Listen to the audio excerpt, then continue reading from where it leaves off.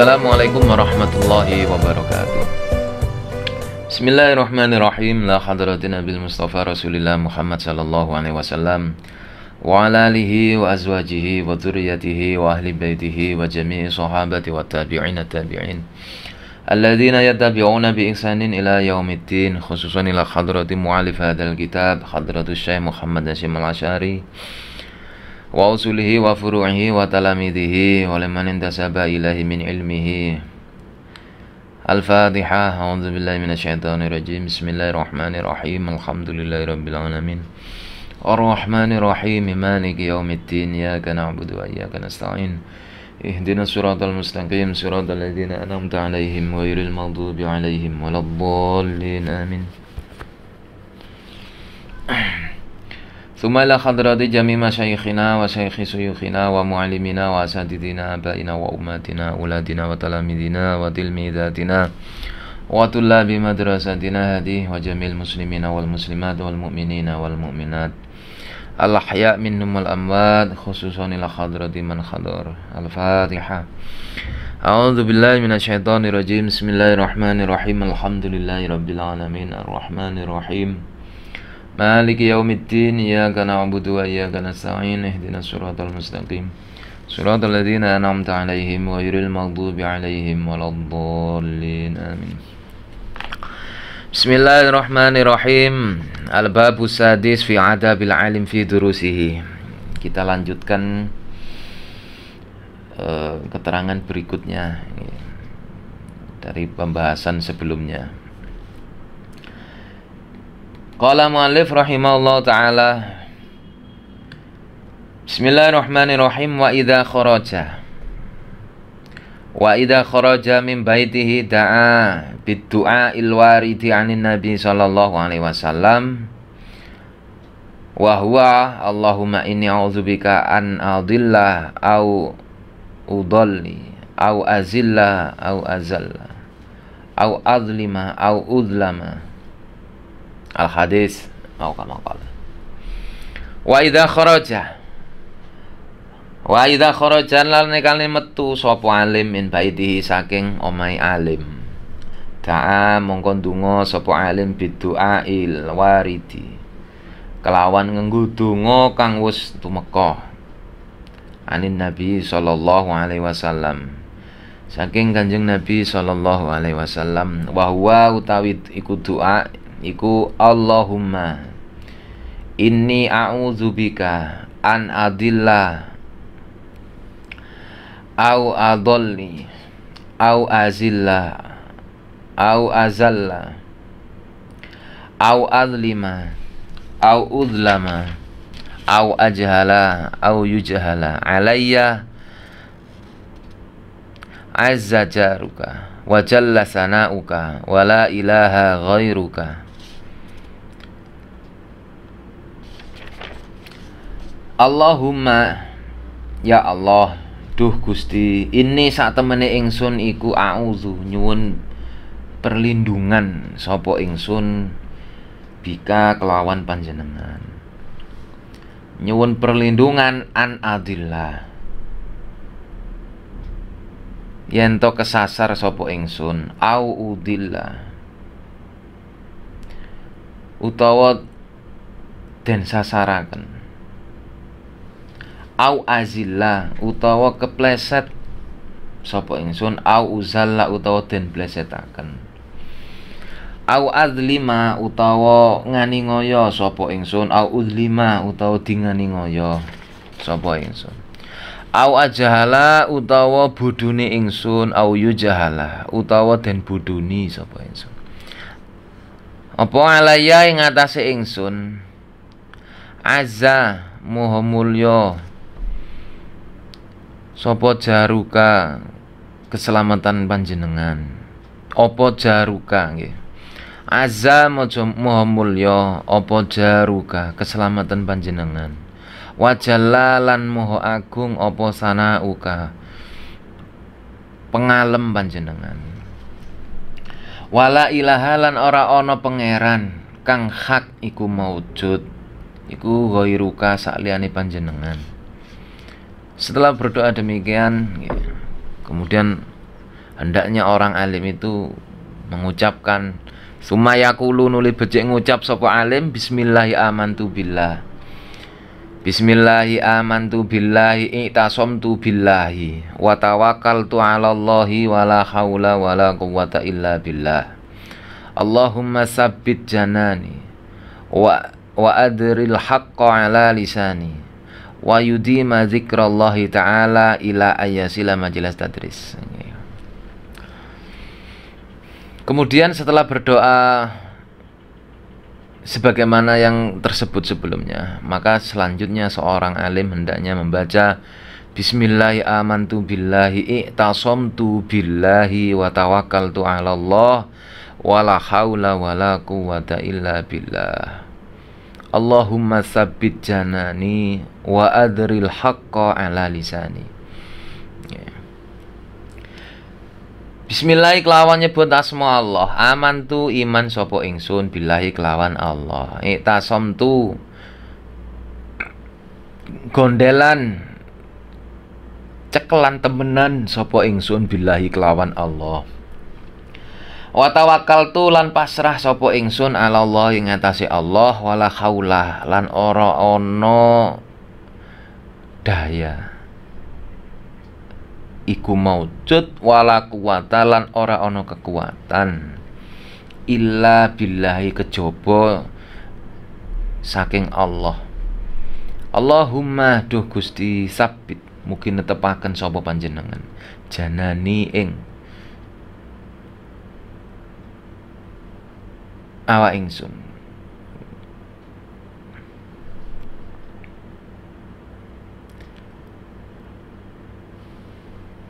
Wa adri lan ngaliraken sapa panjenengan al haqqa ing kebenaran ala lisani ing atase lesan ingsun. Setelah berdoa demikian hendaknya seorang alim wayudima dzikrallahi taala. Wayudima lan ngelanggengaken sapa alim dzikrallahi taala, zikir marang Allah taala ila ayasila sehingga tumeka ila ayasila majelis tadrisi hingga tumeka nyampe nggon mulangi alim. Setelah berdoa demikian keluar dari rumah, hendaknya sepanjang perjalanan itu seorang guru atau seorang alim tidak lepas dari zikrullah sampai dia tiba di tempatnya mengajar. Maka kemudian faida wasola mongko nalikane temeka sapa alim ilahi maring majelis tadris. Yusallimu mongko becik uluk salam sapa alim alal hadirina ing atase wong kang padha hadir, tegese murid nggih. Waya jelisulan lungguh sapa alim mustaqbilal kiblati halim madhep kiblat. In amkana lamun memungkinkan utawa kongang apa istiqbalul kiblah. Biwaqorin kelawan wibawa nggih. Wasakinatin lan anteng, wa tawaduin lan tawadhu, wa khusyuin lan khusyuk, mutarabbian khalil lungguh sila. Au ghaira dzalika utawa saliyane mengkono-mengkono kabeh minal jilsati saking pira-pira lungguh al hasanati kang bagus. Wal yasbir wal yasun lan becik ngreksa sapa alim badanahu ing awak dhewe ne alim aniz zakhfi saking desaan an makani saking panggone alim. Wayadahi lan tangan lorone alim anil abasi saking dolanan. Wa tasbiki lan ngapurancang dolanan driji. Wa ainahu lan peningal lorone alim mripate alim antafriqin nadhari saking misah-misahake peningal min ghairi hajatin saking tanpa hajat. Waliyuba'id lan becik ngedohi sapa alim anil mizahi saking guyonan wa kasratid dhahki lan akeh guyu. Fa inna mongko sak temene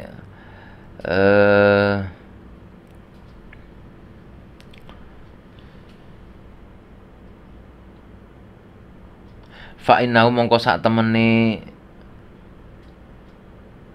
mizah nggih yaiku guyonan iku ya qalilu bisa ngasorno ngendekno al-haibata ing wibawa. Nggih. Wa yuskitu lan guguraken al-khusmata ing kehormatan. Wala yudarrisu lan ora kena mulang sapa alim wakta juin ing dalam waktu luwe. Wa atsin lan ngelak syadidaini kang banget karone. Au hamin utawa nalika atine susah. Nggih. Au ghadabin utawa waktu muring-muring, au nuasin utawa waktu ngantuk, au fi hali bardin utawa nalika keadaan kang adem, muklimin kang nglorotno, wa harilin panas, muz'ijin kang gerahno.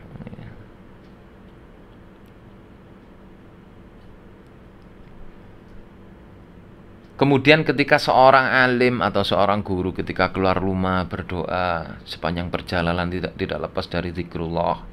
Ketika sampai di tempatnya mengajar, maka hendaknya dia memulai terlebih dahulu mengucap salam kepada orang yang hadir di majelisnya atau di kelasnya. Kalau ia seorang guru, maka terlebih dulu dia harus mengucapkan salam kepada para muridnya. Setelah itu hendaknya duduk dengan posisi menghadap kiblat apabila memungkinkan untuk menghadap kiblat. Apabila tidak memungkinkan, maka hendaknya duduk dengan adab yang luhur, menampakkan kewibawaan seorang guru, ketenangan batin, ketawaduan terhadap ilmu, kekhusyuan. Duduk bersila. Apabila tidak memungkinkan, maka duduk sebagaimana kalau seorang guru ketika di kelas duduk dengan di kursi, maka hendaknya sesekali jangan terlalu lama dengan menyandarkan punggung atau hal yang lain sebagainya. Dari model-model duduk yang bagus, adab-adab duduk yang bagus. Dan berikutnya hendaknya seorang alim menjaga tubuhnya dari atau menjaga dirinya dari duduk berjejal-jejal, berdesakan. Sekiranya berebut tempat, maka hendaknya harus dihindari. Atau ketika seorang guru sedang mengajar, hendaknya jangan sekali-kali mempermainkan tangan-tangan. Terlalu banyak bermain dengan jari jemari, kecuali ketika ada hajat untuk menerangkan sesuatu, ketika membahas. Dan hendaknya menghindari pula untuk menjalin jari jemari seperti halnya orang atau apapun dari bentuk gerak-gerik jari. Hendaknya jangan terlalu sering diperlihatkan. Kemudian hendaknya juga seorang pengajar, seorang ustadz atau seorang mu'alim menghindari matanya melemparkan pandangan ke sana kemari. Hendaknya pandangan seorang alim itu tidak kesana kemari dengan terlalu banyak gerakan atau terlebih lagi jelalatan. Hendaknya dihindari, kecuali ketika menerangkan ada hajat. Dia harus melemparkan pandangannya ke berbagai arah demi menghindari agar murid menjadi fokus dalam belajar. Tidak ada yang bergurau. Untuk mengantisipasi kondisi yang demikian, boleh seorang alim melakukan itu. Kemudian yang kedua, berikutnya, hendaknya seorang alim ketika mengajar jangan terlalu sering melemparkan candaan-candaan, terlalu tertawa terbahak-bahak, atau dalam setiap sesinya terlalu banyak tertawa, karena hal itu akan mengurangi haibahnya seorang pengajar, akan mengurangi kewibawaan, akan mengurangi muruah kehormatannya seorang pengajar. Kita lihat penceramah-penceramah yang lucu-lucu itu, di manakah harga dirinya?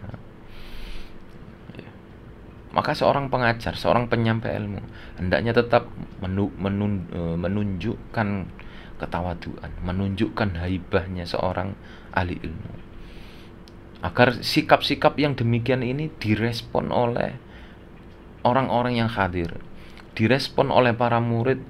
Oh, seperti itu akhlak seorang pengajar hendaknya.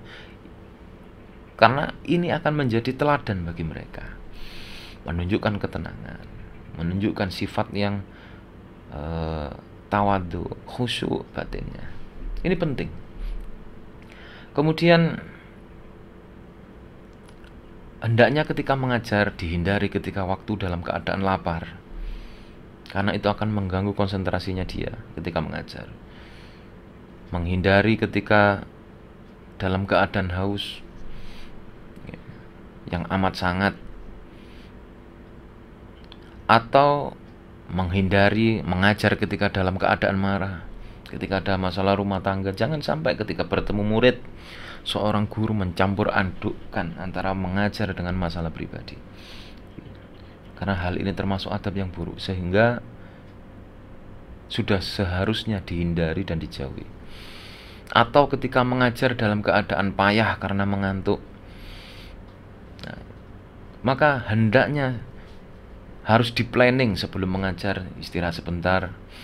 Atau kalau memang ada jeda waktu mengajar untuk istirahat, gunakanlah untuk istirahat, sehingga ketika mengajar dalam keadaan fresh. Atau mengajar ketika di musim dingin yang amat sangat, yang bisa mengganggu kesehatan tubuh, atau di musim panas yang amat sangat, yang bisa membuat tubuh menjadi gerah.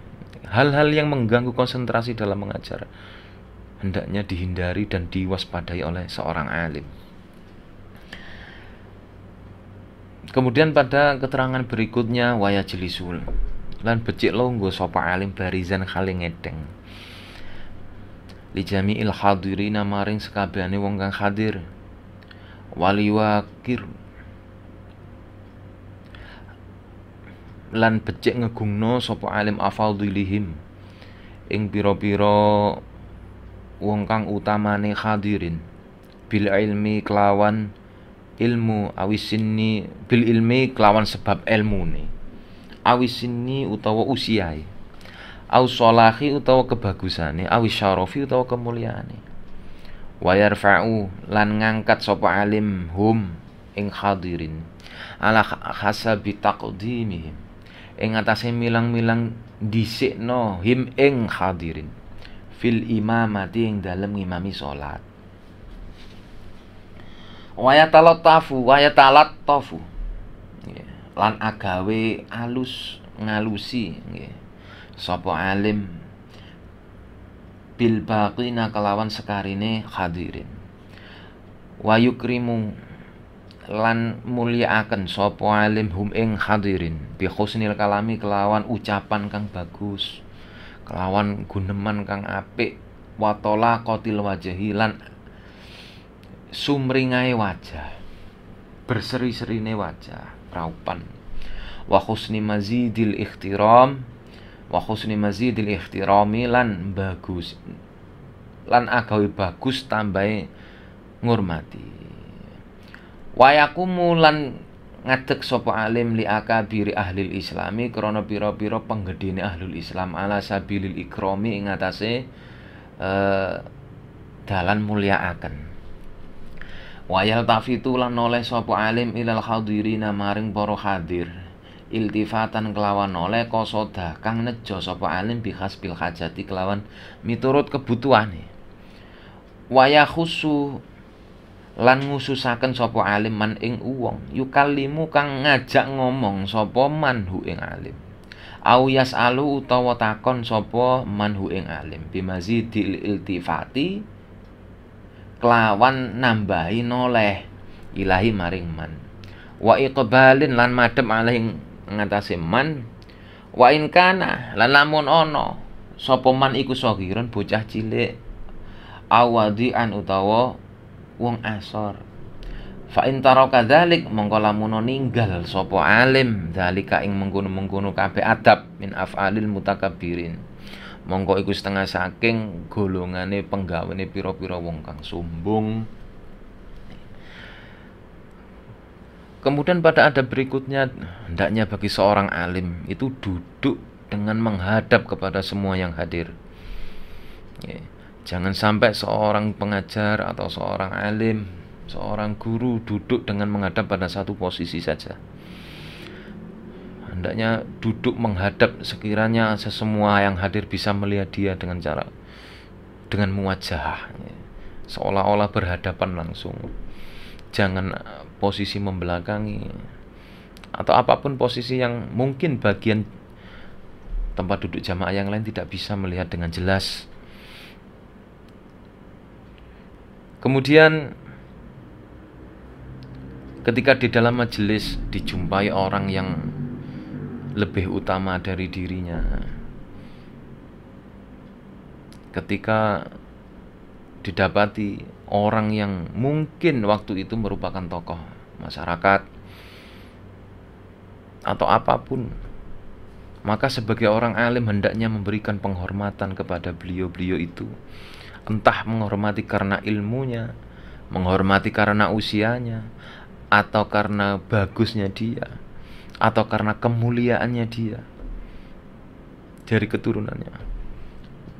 Bahkan dalam satu riwayat Ibnu Arabi sampai mengatakan, atau dalam satu riwayat Imam Asy'arani, wallahu alam, apabila ketika seseorang itu sedang memberikan mau'idhah atau berceramah, ketika itu dilihatnya seorang surafa, seorang syarif atau seorang sayyid atau keturunan Rasulullah SAW, sekalipun masih berupa anak kecil sedang bermain, maka tidak diperkenankan orang alim itu naik ke podium sebelum meminta izin kepada anak kecil itu, yang merupakan orang yang mulia, keturunan dari Rasulullah SAW. Sampai sedemikian rupa adab-adab para ulama itu.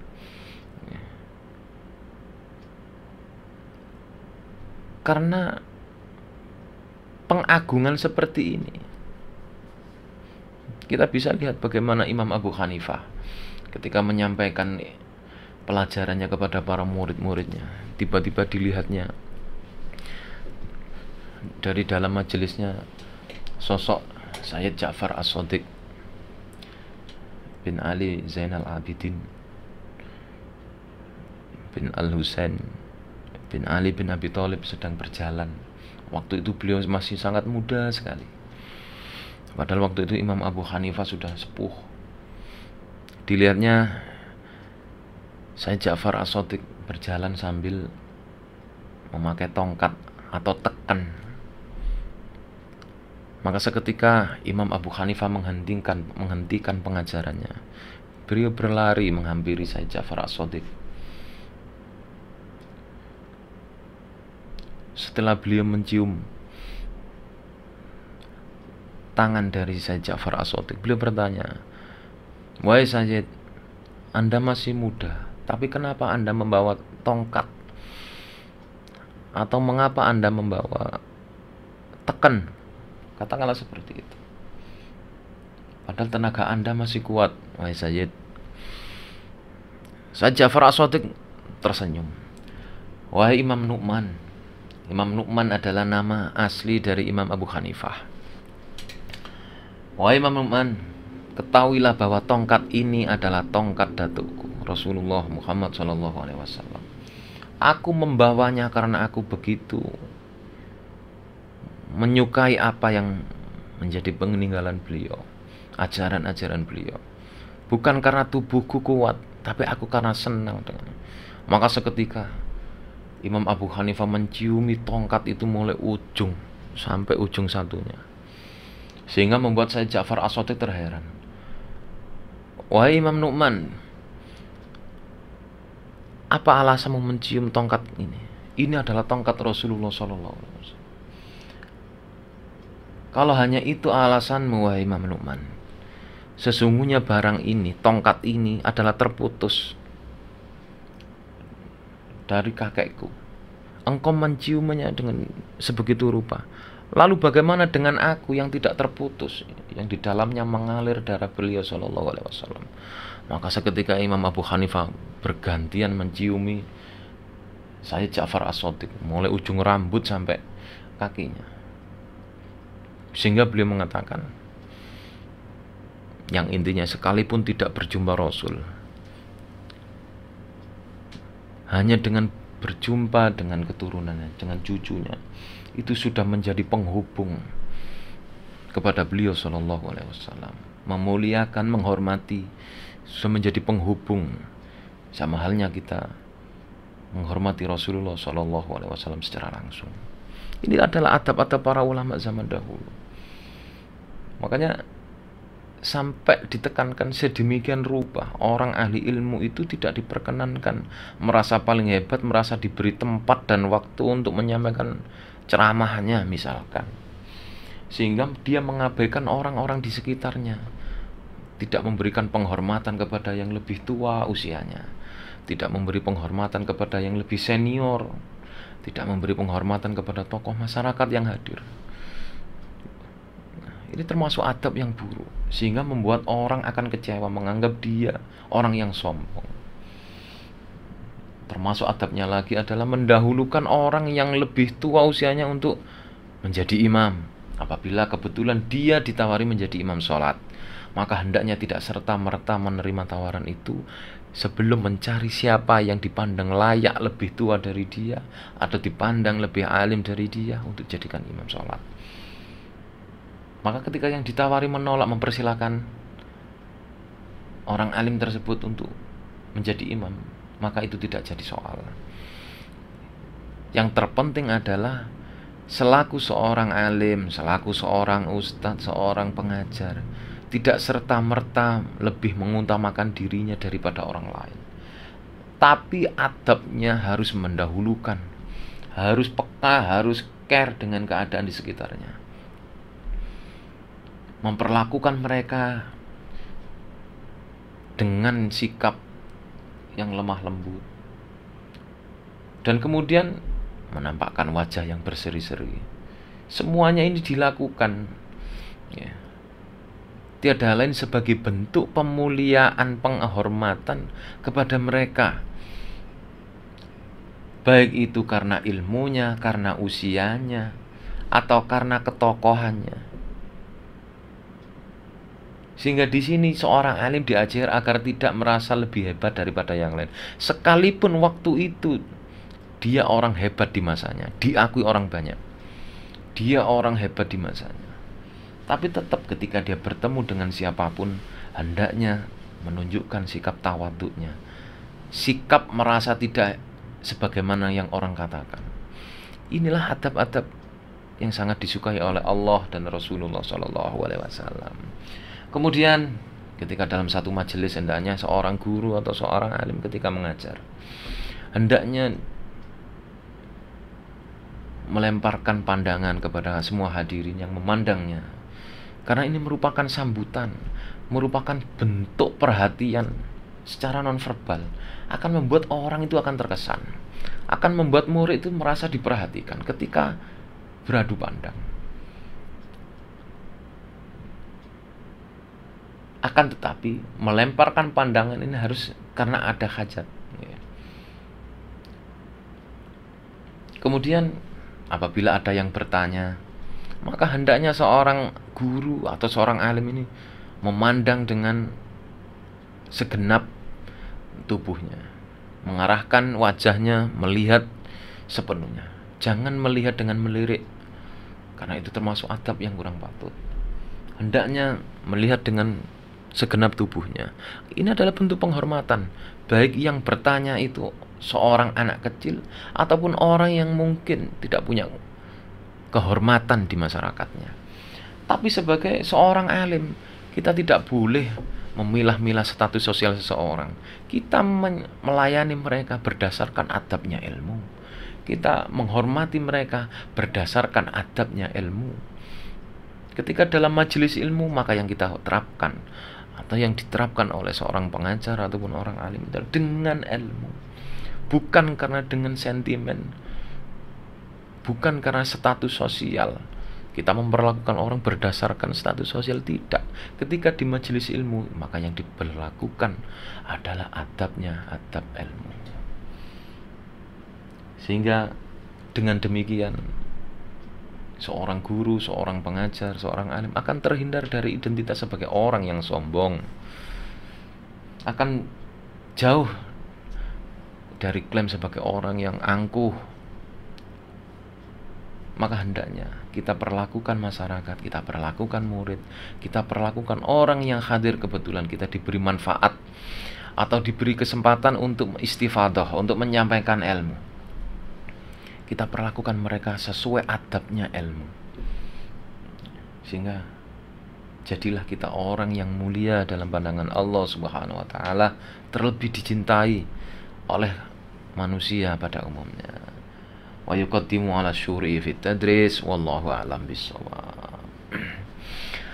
Rabbi fanfa'na bi barakatihim wahdina al-husna bi hurmatihim wa amitna fi tariqatihim wa mu'afatihim minal fitani. Rabbi fanfa'na bi barakatihim wahdina al-husna bi hurmatihim wa amitna fi tariqatihim wa mu'afatihim minal fitani. Rabbi fanfa'na bi barakatihim wahdina al-husna bi hurmatihim wa amitna fi tariqatihim wa mu'afatihim minal fitani.